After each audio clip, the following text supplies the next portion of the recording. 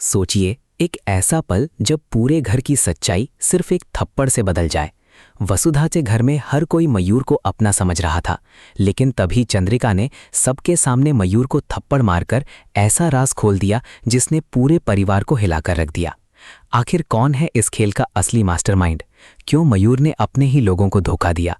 और अब वसुधा क्या बड़ा फैसला लेने वाली है? आज की कहानी में आपको मिलेगा धोखा, दर्द, गुस्सा और ऐसा ट्विस्ट जो आखिर तक आपको सोचने पर मजबूर कर देगा। तो वीडियो को आखिर तक जरूर देखना।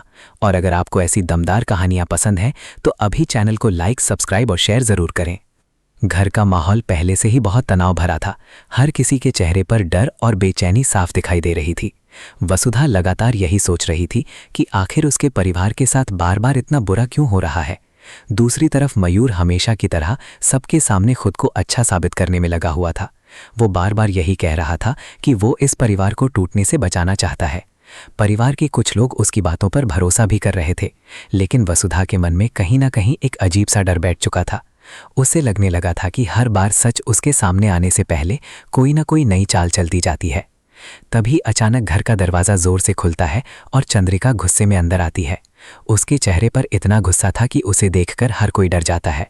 कोई कुछ समझ पाता उससे पहले ही चंद्रिका सीधे मयूर के पास जाती है और उसे जोरदार थप्पड़ मार देती है। उस एक थप्पड़ की आवाज़ पूरे घर में गूंज जाती है। सब लोग हैरान रह जाते हैं। मयूर भी कुछ पल के लिए समझ नहीं पाता कि आखिर हुआ क्या है। वसुधा की आंखें फटी की फटी रह जाती हैं, क्योंकि उसने आज तक चंद्रिका को इतने गुस्से में कभी नहीं देखा था। सावित्री तुरंत चंद्रिका से पूछती है कि आखिर बात क्या है, लेकिन चंद्रिका का गुस्सा कम होने का नाम नहीं ले रहा था। वो मयूर की तरफ उंगली दिखाते हुए कहती है कि इस आदमी ने पूरे परिवार की जिंदगी बर्बाद करने की कोशिश की है। ये सुनकर हर कोई चौंक जाता है। मयूर तुरंत खुद को बचाने की कोशिश करता है। वो कहता है कि चंद्रिका को किसी ने उसके खिलाफ भड़काया है।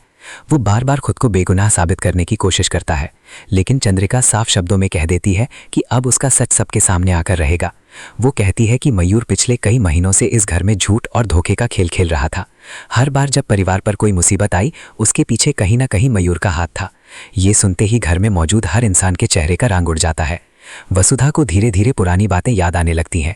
उसे याद आता है कि कैसे हर मुश्किल वक्त में मयूर अचानक मदद करने के लिए सामने आ जाता था और फिर सबका भरोसा जीत लेता था। उसे ये भी याद आता है कि जब जब परिवार में लड़ाई हुई, मयूर ने हमेशा आग में घी डालने का काम किया, लेकिन उस समय किसी को उसकी चाल समझ नहीं आई। चंद्रिका अब एक एक करके सारी बातें बताने लगती है। वो कहती है कि मयूर ने जानबूझकर परिवार के लोगों के बीच गलतफहमियां पैदा की ताकि सब एक दूसरे से दूर हो जाए। उसने कई बार झूठ बोलकर वसुधा को कमजोर करने की कोशिश की। इतना ही नहीं, उसने परिवार के कुछ लोगों को अपने पक्ष में करने के लिए भावनाओं का इस्तेमाल भी किया। मयूर बार बार चंद्रिका को रोकने की कोशिश करता है। वो कहता है कि ये सब झूठ है, लेकिन तभी चंद्रिका कुछ ऐसे सबूत सामने रखती है जिन्हें देखकर हर कोई दंग रह जाता है। परिवार को समझ आने लगता है कि मयूर का असली चेहरा कितना खतरनाक है। सावित्री की आंखों में गुस्सा भर जाता है।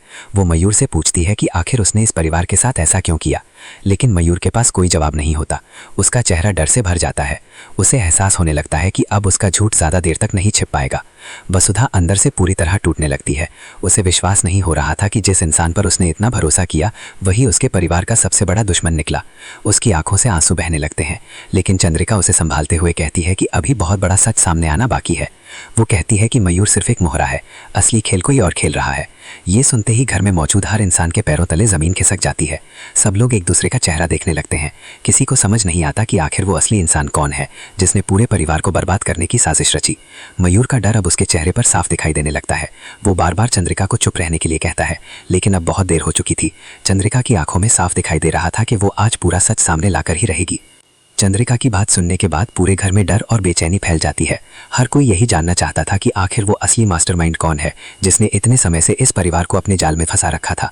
सावित्री कांपती हुई आवाज में चंद्रिका से पूछती है कि आखिर वो इंसान कौन है। वसुधा भी आंसुओं के बीच सच जानने की कोशिश करती है। दूसरी तरफ मयूर लगातार घबराता जा रहा था। वो बार बार चंद्रिका को रोकने की कोशिश करता है। वो कहता है कि अगर उसने आगे कुछ कहा तो सब कुछ बर्बाद हो जाएगा, लेकिन चंद्रिका अब रुकने वाली नहीं थी।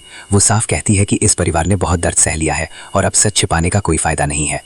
चंद्रिका धीरे धीरे पूरे खेल का पर्दाफाश करना शुरू करती है।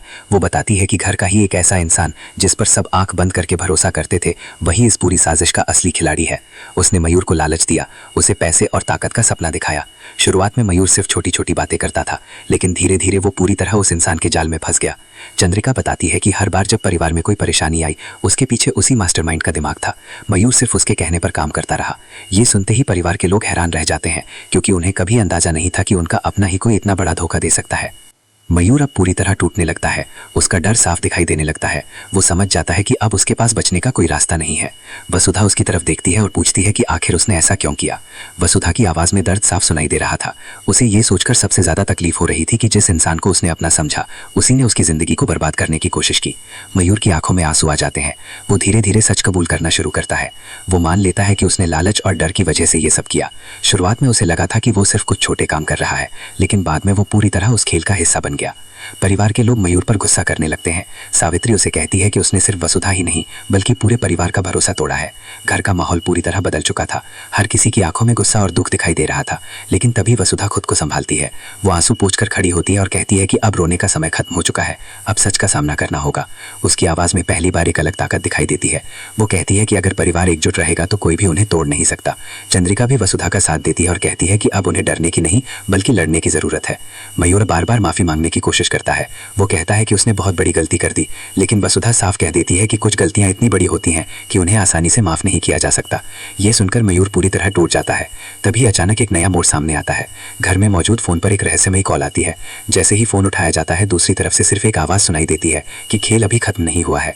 ये सुनते ही पूरे घर में फिर से डर फैल जाता है। चंद्रिका और वसुधा एक दूसरे की तरफ देखने लगती हैं।